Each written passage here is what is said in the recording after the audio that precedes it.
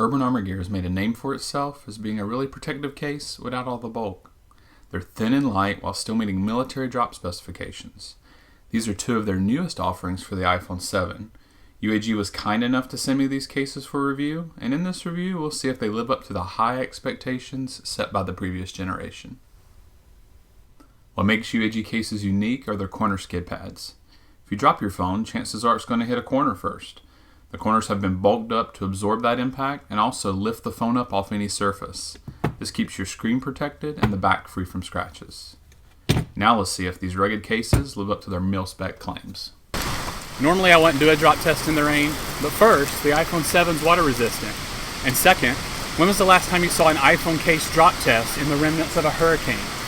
Let's go.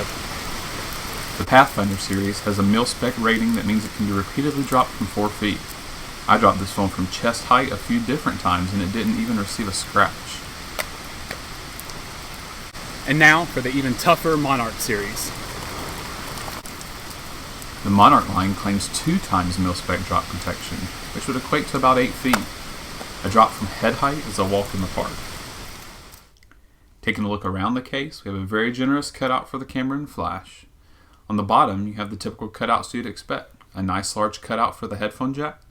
Wait a minute, there's a cutout for the headphone jack? Okay, let me explain. The previous generation for the iPhone 6 and 6S was an outstanding case, but it had some flaws. UAG decided to make this version for the iPhone 7 compatible with the 6 and 6S so that everyone could benefit from the improvements. That certainly didn't come without some compromises though. As a result, your case will have a sloppy looking headphone jack opening on the bottom that makes the bottom slightly more flimsy than it would have been otherwise. The camera cutout had to be sized to fit the cameras from both phones. On the iPhone 7 it's not that noticeable, but on the 6 and 6S it's clear that your case was designed with another phone in mind. I get it, UAG can cut some costs by only making one version. I just wish they wouldn't have compromised on what otherwise is an outstanding case. The other cutouts are really precise and fill all gaps between the case and the phone. The buttons are exactly what you'd expect from a UAG case. They feature slits along each button to make them easier to press and are a joy to use. The power button is textured to make it easy to locate, but the volume buttons on the other hand are fairly flush and can take a second to find when you're on a call. The mute switch cutout is just the right size, requiring very little effort to mute your phone.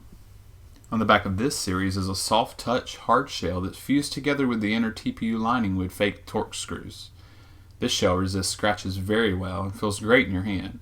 I prefer this over their plasma line since the previous generation of that case scratches super easily and doesn't have nearly the same amount of inner honeycomb TPU protection. The Monarch series is a completely different animal. Instead of 2 layers, it consists of 4 layers of protection. UAG claims 5, but I'm sorry, metal screws don't count as a layer. It starts with a polycarbonate plate against your phone, then genuine top grain leather. Next is another polycarbonate armor frame, which is finished off with impact-resistant TPU rubber. It's odd that the inside of the case that comes in contact with your phone would be a harder polycarbonate, but what this case lacks in inner shock absorption, it makes up for in outer. This outer rubber extends all the way down the sides with a honeycomb traction grip that makes the case really easy to hold on to. The buttons and cutouts are all the same for this case, yes, even the headphone jack cutout. The most noticeable difference between these cases is the size and weight. The extra material of the Monarch series makes it a little heavier than the Pathfinder. It's a little thicker as well.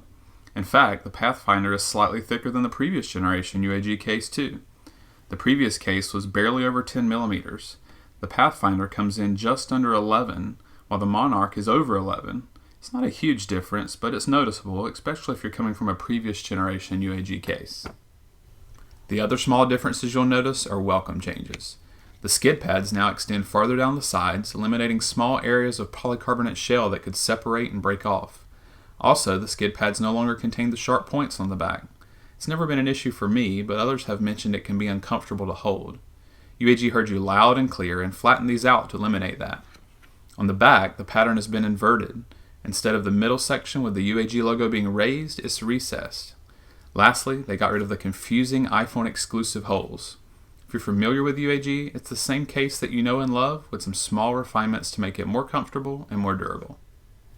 Between the two cases, I personally prefer the Pathfinder.